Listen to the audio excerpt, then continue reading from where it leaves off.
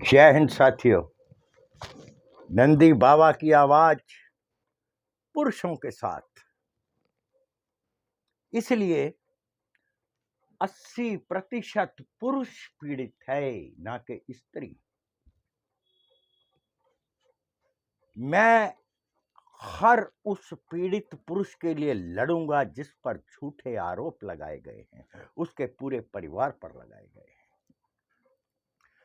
हमारे कानून में एक शब्द है, 18 साल जब बच्चा बालिग हो जाता है, उसका बाप की संपत्ति पर कोई हक नहीं बनता।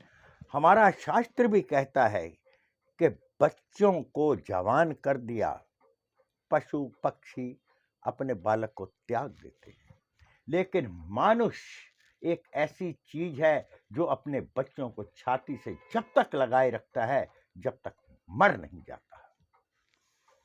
उसके लाड का, उसके संस्कारों का दुरुपयोग करते हुए अपने ससुर की संपत्ति में से हक मांगना, अपने ससुराल पक्ष को पीड़ित करना, उनके घर में जबरदस्ती बैठकर, उन नारियों के विरुद्ध है नंदी बाबा की आवाज। एक भाई साहब हैं, बहुत शोर मचाते हैं, धारा 497। इसका दुरुपयोग हुआ है, मैं मानता हूं, लेकिन मैं फिर वहीं आऊंगा। एक नाव में 80 लोग बैठे हैं और एक में 20। आपको एक नाव बचाने का अधिकार दिया जाता है, आप कौन सी नाव बचाएंगे? यकीनन आप जिसमें 80 लोग बैठे हैं उस नाव को बाहर लाएंगे। मैं भी वही कर रहा हूं। 80% पुरुष पीड़ित है, तो मैं पुरुषों की बात करूंगा। कोई कानून नहीं है पुरुषों के लिए सिवाय प्रताड़ना झेलने के। एक सुविधा मिली है कलेश करने वाली स्त्री से पुरुष को। मैं बताता हूं वो सुविधा क्या है। आप अपने घुट घुट कर मरने से अच्छा है सारा दिन आप बाजार में काम कर रहे हैं, ऑफिस में काम कर रहे हैं, धूप में सड़ रहे हैं, आपकी स्त्री से आपको इसका कुछ लेना देना नहीं है जो झूठा केस करती है। सच्ची और ईमानदार स्त्रियां तो पति की सेवा इतनी करती हैं कि उसको धूप और गर्मी का एहसास ही नहीं होता, ना सर्दी का एहसास होता है। लेकिन झूठा केस करने वाली ऐसी होती हैं जो भरी ठंड में भी गर्मी पैदा कर देती हैं। इतनी निर्लज्ज औरतें 2 महीने और 3 महीने के अंतराल में ही वो अपने मायके भाग जाती हैं। तुम्हारे बाप ने तो तुम्हें रखा नहीं, अब वहां क्या करने जा रही हो? या तो तुम्हारे बाप की मिली भगत साजिश है ये।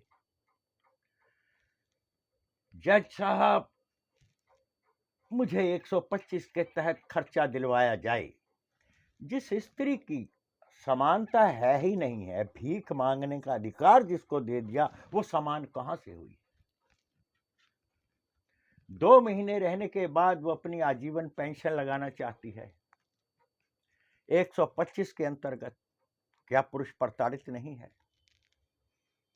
इसमें पुरुष को एक ही रास्ता नजर आता है, किसी दूसरी स्त्री से संबंध जिसके साथ उसका दिल मिलता है। यह है 497।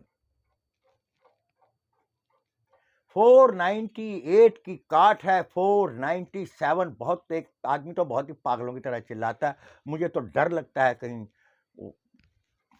समझ गए ना। मैं देखता हूं उसको, मैं बोलता नहीं। पहले तो कहता है कि मेरे पेट से जुड़िए। जब कोई आदमी सच्ची बात करता है तो उसको कहता है कि मैंने कोई न्योता थोड़ी दिया है। 1 लाख बंदा इकट्ठा कीजिए, फिर हम अनशन करेंगे।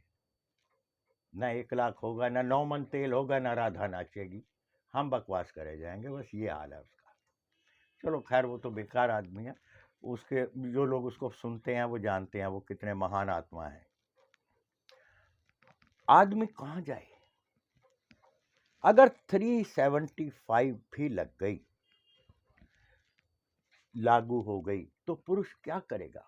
यही 497 उसको शारीरिक सुख का अधिकार देता है। आप 498 ऐसी कुलच्छणी औरत से जिसने आपके परिवार पर, आपके पूरे खानदान में आपकी नाक काटी है, उसका यही उपाय है कि आप लिव इन में दूसरी स्त्री के साथ मजे से रहिए, उसकी सहमति से। ये है 497। ना कि जिस स्त्री ने आप पर केस किया है उसी के साथ गुत्थम गुत्था होते रहिए, अपने कारोबार को भी छोड़िए, सब और छोड़िए, कहीं तो दिल लगाना पड़ेगा। 497 आपकी सुविधाओं के लिए है। आप समझो, आपके ऊपर खर्चा लग गया कि 5,000 रुपये, 4,000 रुपये या 3,000 रुपये आपने देने हैं, 1 महीने में देने हैं। आप 500 की 6 किस्तों में भी दे सकते हैं। मैं तो कहूंगा 500 की 6 किस्तों में दिए जाएं। जाइए हर महीने बैंक में जाके निकलवाइए, इकट्ठे पैसे देने की क्या जरूरत है। 1 महीने की मियाद है आपके पास, दीजिए।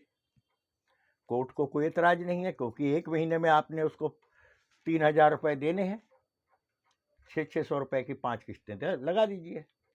हर हफ्ते जाइए, 500 रुपये उसके अकाउंट में डाल दीजिए। आजकल तो वो पेटीएम से ही हो गया, अपने घर बैठे बैठे 500 रुपये डाल दीजिए। अब फिर 5-7 दिन बाद फिर 500 रुपये डाल दीजिए। जिस तरह भिखारी को छुट्टा पैसा दिया जाता है, इसी तरह इन भिखारिनों को अगर आपके ऊपर खर्चा लग गया है, छुट्टा पैसा करके दीजिए। इकट्ठी 2,000-3,000 जो भी आप पर लगा है मत दीजिए। इनको बताइए कि इनकी औकात भिखारियों की है, तब समझ में आएगा। इतनी क्रूरता ये करती हैं। जिस बच्चे को उसकी मां बचपन से जानती है, ये उसको 4 दिन में जान जाती हैं। देखो कितनी बड़ी कलाकारी है। ये इतना जान लेती हैं कि इसके ऊपर सरकारी अगर मुलाजिम है ना, सरकारी मुलाजिम भले ही 45 साल का हो, लड़की उसको 20 साल की मिल जाएगी। आप सोचोगे कि शायद घर बसाने के लिए नहीं, वो बाबा केस करने के लिए। पक्का है कि पैसा मिलेगा। सावधान रहें, सुरक्षित रहें। आपके ऊपर केस हो रहा है, डरिए मत। मेरे बहुत से बच्चे मेरा फ़ोन नंबर जानते हैं, मुझसे बात करते हैं, वो अच्छी तरह बता देंगे कि नंदी बाबा क्या करता है। पैसा नहीं लेता किसी से, किसी संस्था वंस्था से नहीं जुड़ा, अकेला।